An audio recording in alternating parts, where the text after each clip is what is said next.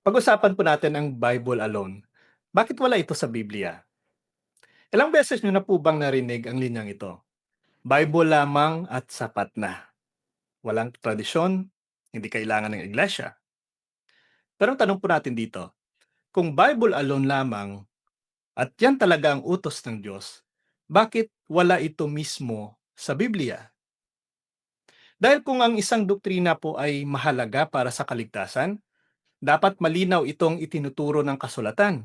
Kaya ngayong araw po, sisirain natin ang mito ng Bible alone. Gamit mismo ang Biblia, ang otoridad ng iglesia, turo mismo ng mga apostol. Now, ang Bible alone o Sola Scriptura ay paniniwala po na ang Biblia lamang ang tanging otoridad sa pananampalataya at doktrina. Ibig sabihin po dito, hindi kailangan ng iglesia, hindi kailangan ng tradisyon, hindi kailangan ang sentral na interpretasyon.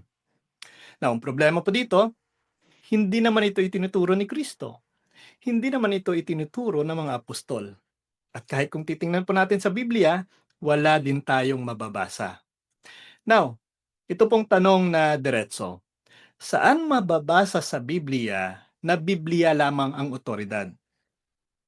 Siyasatin man po natin ang buong Biblia, wala po tayong makikita. Ang talata po na madalas po nilang gamitin ay 2 Timothy chapter 3:16. Ang buong kasulatan ay kinasihan ng Diyos at kapaki-pakinabang sa pagtuturo. Now, pansinin niyo po mga curious. Sinabi bang kasulatan lamang? Hindi. Sinabi bang wala ng iba? Hindi. Ang pagiging inspired po ay hindi nangangahulugang exclusive authority. Ito po ang pinakamalinaw na talata laban po sa Bible alone. In 2 Thessalonians chapter 2 verse 15, sinasabi po dito, kaya nga mga kapatid, manindigan kayo at panghawakan ang mga tradisyong itinuro sa inyo, maging sa pamamagitan ng salita o sa sulat. Dalawa po ang malinaw dito, sulat o kasulatan, salita o oral tradisyon. Ang tanong po dito mga ka-curious, bakit tinanggap ang sulat pero itinatakwil nila ang salita? Kung Bible only or Bible alone lamang ang utos, bakit inutos mismo ni San Pablo ang tradisyon? Di ba? Isang simpleng katotohanan. Nauna po ang iglesia bago ang Biblia. Ang mga unang Kristiyano po, wala pang New Testament, walang printed Bible, walang Bible study tulad ng ginagawa natin ngayon, tulad ng ginagawa ng mga kapatid natin sa bayang pananampalataya, pero may mga apostol, may pagtuturo, may sakramento, at may misa. Now, kung Bible alone ang plano ng Diyos, paano naligtas ang mga unang Kristiyano? Diba?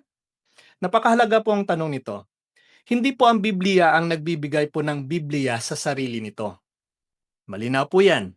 Ang simbahang katolika ang nagtipon, ang nagcompile, ang kumilala at nag-ingat ng Biblia. Ang tanong po dito mga curious, kung mali ngayon ang simbahan, bakit tama ang Biblia na galing sa simbahan? Diba? Hindi po pwedeng tanggapin ang Biblia pero itakwil ang iglesia ang nag-ingat po nito. Hindi po sinabi ng Biblia, bahala ka na mag-interpret. Ito po ang malinaw na babala mismo ng Biblia. In 2 Peter chapter 1 verse 20, walang hula sa kasulatan ang maaaring ipaliwanag ayon sa sariling kuro-kuro. At 2 Peter chapter 3 verse 16 sinasabi din po, may mga binabaluktot ang kasulatan. Now, kung Bible alone, sino ngayon ang magko-correct kapag mali ang interpretasyon? 'Di ba? Hindi po iniwan ni Kristo ang kanyang mga tagasunod na walang otoridad. Malinaw po na sinasabi in Luke chapter 10 verse 16, ang makikinig sa inyo ay nakikinig sa akin. In Matthew 18 verse 17, sinasabi, kung ayaw niyang makinig, sabihin mo sa iglesia. Hindi po sinabi na sabihin mo sa Biblia lang. Ibig sabihin po, may otoridad ang iglesia. Now, Ano ngayon ang bunga ng Bible alone? Ito po, libo-libong denominasyon, magkakasalungat na aral, kalituhan, at paghahati-hati. Pero ang panalangin po ni Kristo ay malinaw. In John 17 verse 21, naway maging isa sila. Hindi po pagkakawatak-watak. Ito po ngayon ang modelong makikita po sa Biblia. In Acts chapter 2 verse 42, sinasabi dito, sila'y nanatili sa aral ng mga apostol. Hindi lang po sa sulat, kundi sa aral at sa iglesia. Ito po ang pinanatili ng simbahang Katolika mismo. Kaya mga curious, hindi po natin sinasabi na huwag nang magbasa ng Biblia o huwag nang gamitin ng Biblia. Sa katunayan, tayo po ang nag-iingat po nito. Ang tinatanggihan po natin ay ang doktrinang wala sa Biblia. Ang Bible alone na sumisira po sa pagkakaisa. Dahil po malinaw ang sinasabi ni San Pablo in 1 Timothy chapter 3 verse 15, ang iglesia ng Diyos na buhay ay haligi at saligan ng katotohanan. Kung gusto mo ng malinaw na aral, iisa ang pananampalataya, iglesyang itinatag ni Kristo, alamin mo po kung saan ito matatagpuan. Malinaw po yan na tanging ang Iglesia Katolika lamang. Manindigan po tayo mag-aral at ipaglaban po natin ang katotohanan. God bless po sa ating lahat.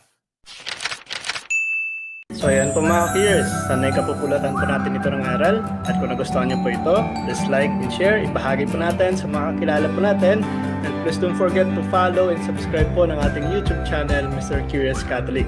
Muli po, this is Mr. Curious Catholic, kasama po ninyo sa pagtatanggol ng ating simbahan.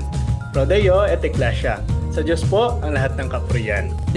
Hello mga kapatid, follow and subscribe Mr. Curious Catholic. Marami tayong matutunan, mapupuno po yung ating isipan sa mga katotohanan. Dahil ang katotohanan na magbigay sa atin ng tunay na kalayaan. God bless. Hello mga kapatid, inanyayahan namin kayo, huwag niyong kalimutan mag-subscribe sa kay Bro Dance Oberio, Mr. Curious Catholic. Marami kayong matutunan sa pamamagitan ng pagsubaybay niyan sa pagsagot sa pananampalataya na inaatake ng ating mga kapatid sa iba. Yung pananampalataya, and they are not only attacking the teachings of the Catholic Church, but proselytizing the good numbers of the Catholic.